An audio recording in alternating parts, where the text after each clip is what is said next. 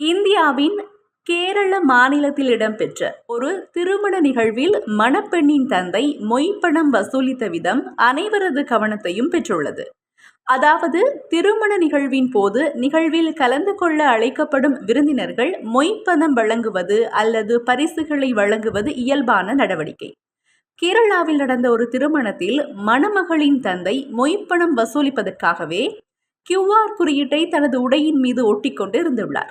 மணமகளின் தந்தை புன்னகையுடன் அனைவரையும் வரவேற்கின்றார். அதுபோக தன்னுடைய ஷர்ட் பாக்கெட்டில் QR குறியீட்டை ஒட்டிக்கொண்டு இருக்கக்கூடியதையும் பார்க்க முடிகிறது.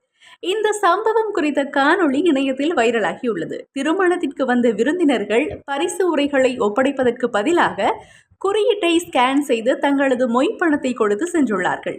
இந்த வீடியோவை பார்க்கும் பலரும் தொழில்நுட்பம் எப்படியெல்லாம் யோசிக்க வைக்குதுன்னு பாருங்கய்யா என கருத்துக்களை பகிர்ந்துள்ளார்கள்.